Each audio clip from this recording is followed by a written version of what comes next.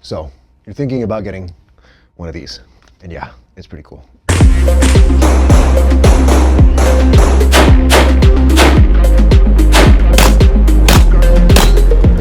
Before you freak out, no magazine, chamber's empty. Yes, I did point that at the camera, but there's nobody else behind that camera. I'm by myself, speaking to a camera, all alone in a room. Why even talk about this? I am only having this conversation with you in the hopes that maybe my experience and everything that I've learned over the past year and a half can be of some use to you.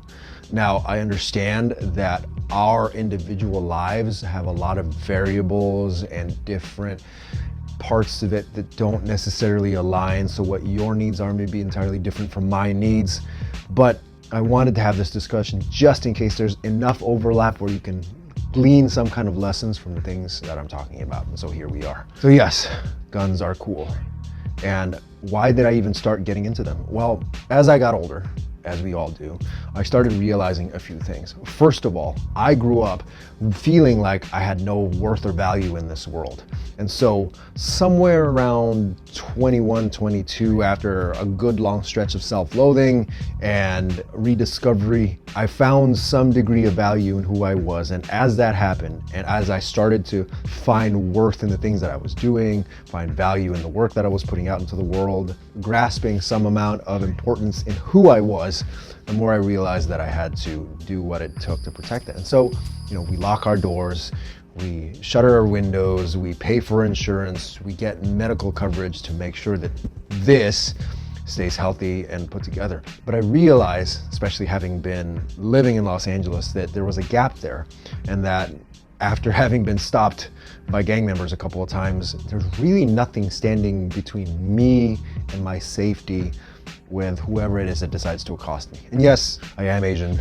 Unfortunately, I never really took to training any martial arts until way later in life. But even after having started doing Jiu-Jitsu, I realized that's not enough. Even though I am a 5'9", almost 5'10" tall guy at about 205 pounds, and I do walk around with a scowl on my face, so it looks like, leave me the hell alone.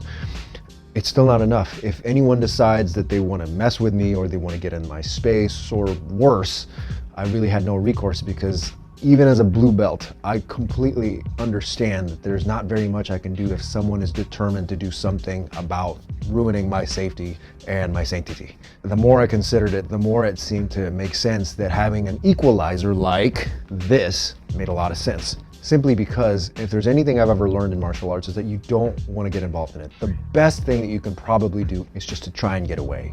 And only if you cannot get away do you try and apply whatever it is that you've learned, or apply whatever tools you have at your disposal.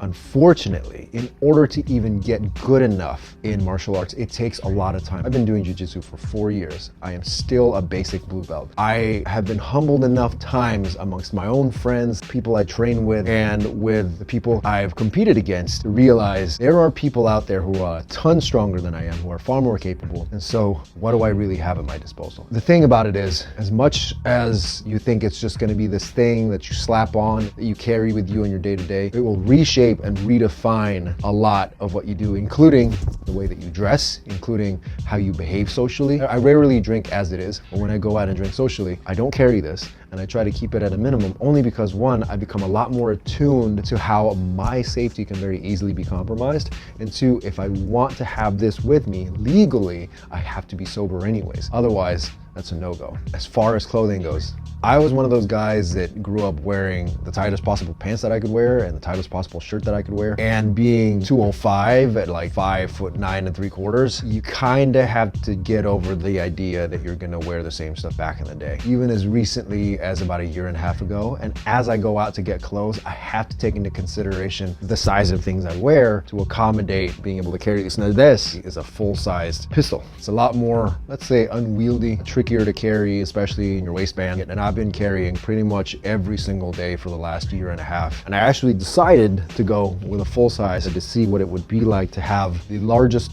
possible size gun that I could carry in the most comfortable way possible. And those are kind of the considerations you want to keep in mind when starting to carry. This is by no means even a list. These are just kind of considerations to think of when it comes to whether or not you want to carry or not. If you are determined to make sure that you protect your safety, martial arts is a step in the right direction. Firearms are a form of martial art. It's actually far more important to train that ahead of everything else, only because it does give you a far better capability to protect and defend yourself. Otherwise, trying to fight with someone who is larger than you, who is more intoxicated than you, who is angrier than you, is going to be a sticky proposition. I hope that this was at least informative in some way. I'm going to try to be a bit more comprehensive, or at least a lot more eloquent in the things that I'm saying, only because I want to take into account your particular situation, the differences in variables in your particular life. I can't just assume that every little tip that I give you is going to be gospel and the absolute prescription for what you need. They're going to be close, but you have to take into consideration what you need. And actually, if you do have any questions or any thoughts or concerns, anything like that, the best way that I could probably address that and make future videos is if you put them down in the comments. And then if you want to keep up to date with future videos, go ahead and subscribe to the channel. Information like this can be a little bit tricky to get a hold of as far as the internet is concerned, because it's such a controversial topic, but I feel that it's important enough because so many people have gotten to the point where they do want to protect themselves and protect and defend their loved ones, and so it's important to have these kinds of conversations and not make them too taboo. Thank you very much for taking the time to watch this video. I hope you have a great day, and I will see you soon.